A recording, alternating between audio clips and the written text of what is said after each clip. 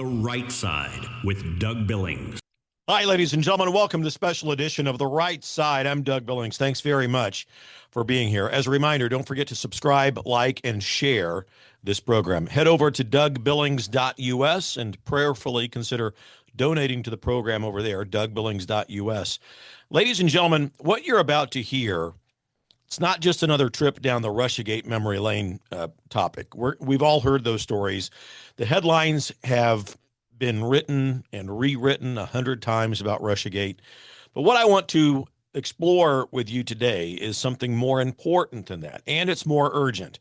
George Papadopoulos was one of the first people caught up in the crosshairs of what became the most consequential political investigation of our lifetimes. I don't think there's any question about that. He lived through the machinery up close, and he saw how intelligence and law enforcement tools can be turned against a citizenry and a presidential campaign. George paid a personal price for that, and because of that, he's uniquely positioned to answer questions that most people in Washington would still rather avoid, quite frankly. After everything that happened, did the system actually get fixed, or is the same playbook still sitting on the shelf ready to be used again? That's the question that matters right now, because if the incentives, the culture, and the lack of real accountability inside of the intelligence and law enforcement community at the highest levels of our government were never truly reformed, then every future president, Republican or commune socialist, formerly known as Democrat, every one of them will remain vulnerable to the same kind of weaponization. And that should concern anybody who still believes in self-government. We're also going to connect George's experience to the foreign policy challenges that face President Trump right now. Iraq's not going away anytime soon. We will prevail there. We'll take a look at it. Also, the Eastern Mediterranean. That's becoming a more contested part of the world every day. And America's relationship with our NATO allies, Israel, all of that carrying real strategic weight. When trust between an elected president and the permanent national security bureaucracy has been damaged, foreign policy will suffer. Bad information, selective leaking, institutional resistance, all of that can distort decisions that involve war and peace and alliances. So in the conversation that follows, we're going to press on three things. What was actually established about how the machinery was used? What remains unanswered or unresolved about that? And most importantly, what President Trump and Congress have got to do structurally, not just, in terms of rhetoric. What do they have to do structurally to make sure that this can't happen again? George has always been a direct and thoughtful guest on this. He's been a friend. Today, we're going to keep the conversation serious and substantive. This is no nostalgia, no score settling for its own sake, just a clear-eyed look at whether the Republic learned the lessons that it needed to learn, or whether we're still one election cycle away from watching the same tools get deployed again and against the next target. So I think you'll come away from all of this with an understanding of something that you didn't fully understand before. And to me, that's the point of this program. That's the point of The Right Side, to educate, motivate, and inspire people to get engaged and do the work of determined patriotism. And determined patriotism is, as you know, it's us. It's the local involvement. It's you and me being determined about our patriotism. So without further ado, ladies and gentlemen, here's George Papadopoulos on The Right Side.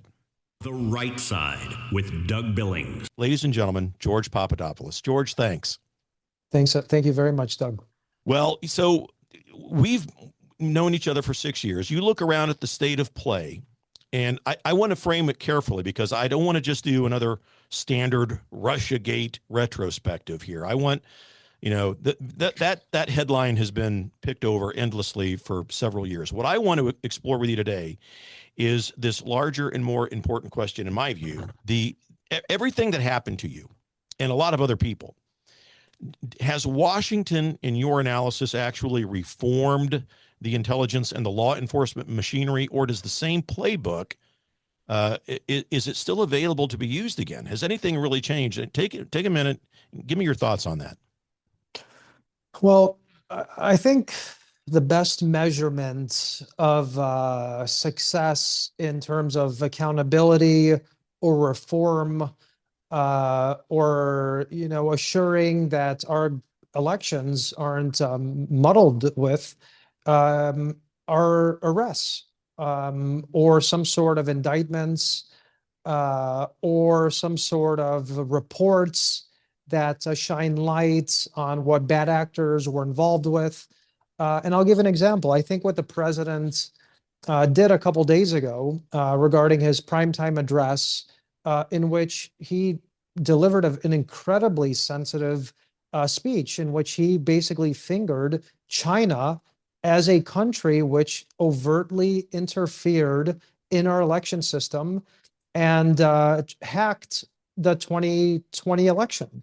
And this is at a time in which President Trump is trying to negotiate a trade deal with China. He's trying to solve the Iran question with China, the South China Sea issue. Basically, China is the new Soviet Union. If we're in a bipolar world, China is the only other superpower that the United States is dealing with and the world is dealing with. So for the president and his administration to be so transparent in that fact and declassify information to then transmit to the world was incredibly important. Now, that's all good, but we need next steps. So what are the next steps regarding 2020? Show the world how these machines that have been utilized in countries like Venezuela to muddle and screw around with their election were used in America. Show how the over 200 million Americans' voter rolls were infected and what the real consequence and impact of that was in 2020 and the last couple of elections, and how that is a security issue moving into the 2026 election and 2028 election. Highlight the importance of the Save America Act because our country might be the most powerful economy in the world and the strongest military in the world, but we have one of the most vulnerable election systems in the world. And that is an open door for our enemies and the deep state in America to exploit. So that's what he has to do moving forward regarding that. In 2016, the president and DNI Gabbard, former DNI Gabbard, called what Obama did in 2016 a treasonous conspiracy. This was after President Trump declassified information. Then a grand jury was impaneled, which is currently impaneled in Florida, that's being run by Joe DiGenova. You've had people like John Bolton indicted, and he's pled guilty to felonies. You've had James Comey indicted, but we need more. And one thing I'll agree with you, and you've said this in the past, I don't want a kangaroo court. I don't want retribution. I don't want to waste time and resources and have these people appeal and overturn convictions and then to basically mock what they did because they got away with it.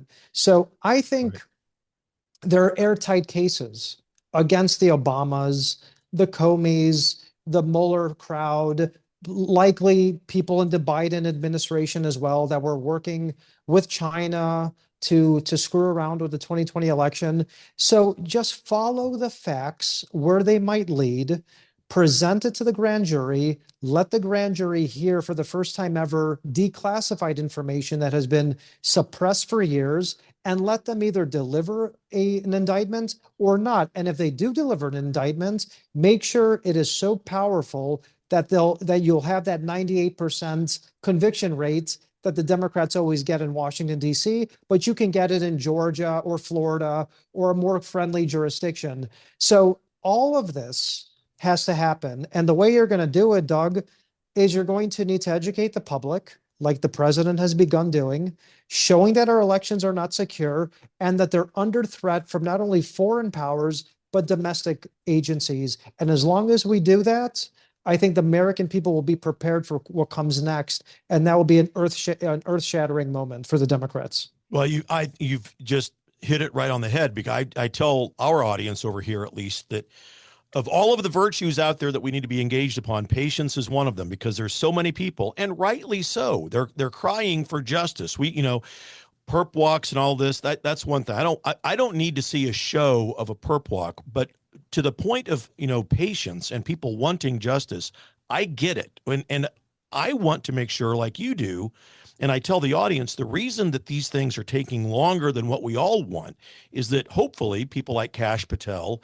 and now Todd Blanchett as the acting attorney general, that they're taking this seriously and piecing together legitimate cases based in truth and fact that will stick and give us appeals proof results. That's the time element that we're talking about, because if this machinery is not fixed, every future administration, Republican or Democrat, is going to operate under the same vulnerability.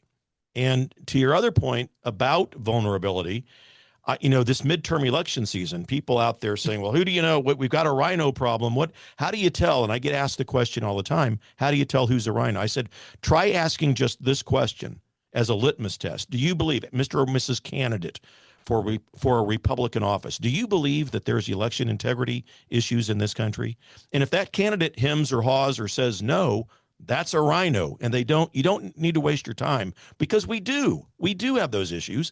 And I think it's the most important issue that we face, because whatever other issue you have passion for, whether it's the passion to protect unborn life, your Second Amendment, freedom of speech, none of that matters unless we can secure these elections. What are your thoughts?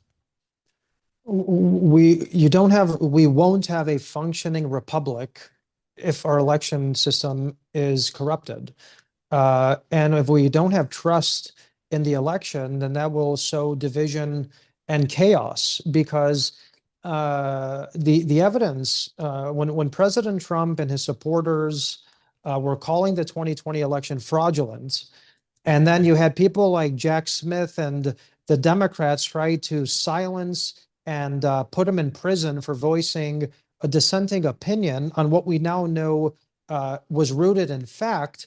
That's a very dangerous and slippery slope that's going towards the path of an Orwellian type society, a totalitarian state, in which they tell you don't believe what you see or hear or what you hear as true, even though you see it in front of your face. And the president has been very observant of the importance of election integrity, because he argues that the 2020 election was robbed from him. And what he presented on primetime TV a couple of days ago was really Exhibit A, and how it was robbed by him. And how it was robbed was you had over 200 million Americans' voter rolls infected by a foreign power, namely China and likely others. You had voting machines placed in various battleground states that have been used in countries like Venezuela, which we know Maduro stole his election. And then, most probably disturbing of all, you had an FBI run by the Democrat DOJ suppressing that information. While then, when Trump calls this out, they're trying to put him in prison for it, or his supporters in prison. So that is why this is the most important issue. And like I said, I'm happy to make a couple thousand extra bucks with lower taxes. I'm happy to see the border closed. I'm happy to see the United States safer in the Western Hemisphere, but we're not safe or more prosperous if we have a dysfunctional election system and if there's no trust in it. So forget the Constitution, forget the Republic, and forget the society working as a cohesive unit without solving this. That's why the Save America Act is so important. We'll see if that gets finally passed, Doug. I don't know if it will, and if it ever does, it might end up in court. So we might actually end up in some sort of emergency situation in which the president, if he feels that the United States has a vulnerable election system, might do the once unthinkable, and that is usher in some sort of emergency measures to secure or to have some sort of proper oversight of not only the midterms, but the next election. And that's why he's trying to do his best to get some sort of guardrails put in place so that we don't have to go that path. But the rhinos and the Democrats, for some reason or another, Doug, decided that they don't want to do this. Yeah, it's on it's infuriating on several levels when you think of what John Thune and others in the Senate have done to just resist pressing forward with the Save America Act. And I've contended, he claims they don't have the votes. Okay, fine. Fine. But let's call a vote, John. Let's call a vote and get people on the record so that the American people can understand who is for and who's against. 90%, 87% of people in this country on both sides of the aisle seem to be in favor of this thing. It's like I said, it's infuriating. Well, I think the reason that people like Senator Thune and other dissenters or detractors, whatever you want to call these people, are saying this is because they simply don't want to believe the truth. They want to live in la la land and to believe that Joe Biden was the most popular candidate and president ever elected with over 80 million votes, that President Trump legitimately lost that election, and that what happens in tin pot dictatorships or third world countries like Venezuela or in some countries in the Middle East can't ever happen in America. Well, it can. And that's why the president has to declassify all of the evidence that went into election interference in 2016 and 2020. Because as Senator Rand Paul said just today, there are only about 8 members of Congress, and I think he's talking about the Gang of 8, that have any clue of really what's happening with the CIA or the FBI or the real national security questions facing America. So get this declassified, continue delivering results with the cases that you're bringing against the Comeys, the others, and then educate the public on primetime address in primetime moving forward, so that the members of Congress will have no option but to say, wait a minute, there really is a problem here, and we just were duped for far too long, or we had no idea about the truth, so now let's subscribe to it. I think that's the only way you're going to get these people on board, because right now they think that this is all conspiracy, and that's really why the mainstream media, as you saw, Doug, even before the address, they were already trying to poison the water. They were trying to muddy the water to say that this is all conspiracies. The president's going to talk about election interference without any evidence. He has nothing. This was all set in motion. And the reason it was set in motion is because they want to continue to steal the elections. And you steal elections by having illegals votes. Illegals continue to vote, give people fake ID cards, allow people to cross the border that have no reason to come in here to vote, and have foreign countries meddle in the election with the FBI working with them to do it. That's unfortunately what happened in 2020, and we can't have that continuing, Doug. We've got a couple of minutes, George, and I want to connect your experience to the present moment here with Trump and dealing with situations that involve foreign policy, specifically with Iran, because it's in the news, obviously. The mechanisms and I guess the art of the deal and the way that Trump negotiates and brings people in that might surprise certain people. The other day he had the president of Lebanon in his office, and he's met with Iraq and its leaders. And he's said on the record that he would be open to meeting with the leadership of Hezbollah. The only president, that I can recall saying, I want to talk with Hezbollah, but he's doing this because he wants to isolate Iran, obviously. I think it's brilliant on a lot of different levels. What's your expertise, your experience tell you about that tact?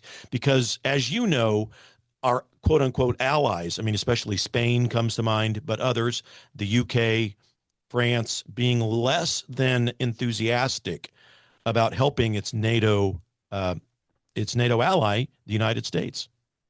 I think President Trump, as a private citizen, saw President Reagan's successes during the tanker wars, battles, whatever you want to call it, in the 80s, and how the United States was able to keep Iran at bay and allow the smooth movement of tankers and oil, natural gas, and other goods through the Strait of Hormuz as a success. And then he also saw President George W. Bush and his failures with the endless wars, over 200,000 troops, the invasion, the nation building exercises that failed.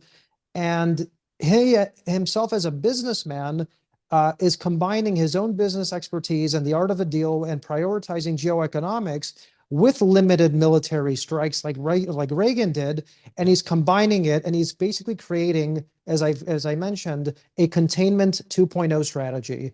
Instead of bombing the Arab states like Lebanon and Iraq or invading them, which then makes Iran an even more popular country because large swaths of Iraq and Lebanon are Shiites, the way that Iran is. He has told the president of Lebanon, he's told the leader of Hezbollah, he's told the leader of Iraq, we're done with the nation building. We're done with bringing democracy to you through bombs. We want to invest in your countries, and we want to invest in your people. And in return, we want some calm and stability, and you to stop being basically a puppet of Iran.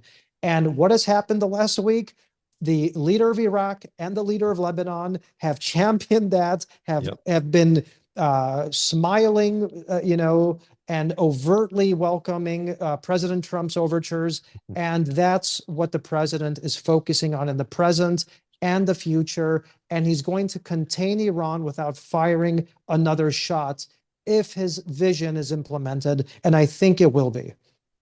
I love it. And I agree. It's a brilliant masterstroke of the negotiation tactics that we love. Of course, it triggers the left because it's effective, and it curtails their perpetual pursuit of inflicting chaos. But I think you're onto it, and well said and well met. George, I appreciate you. Thanks for making time. I appreciate it, Doug. Thank you very much for having me. All the best to you and to Simona, and God bless you, George. Thanks again. We'll be in touch. Ladies and gentlemen, The Right Side with Doug Billings. Thanks for watching. We're in this thing together. Believe it. For the Republic. Cheers. The Right Side with Doug Billings.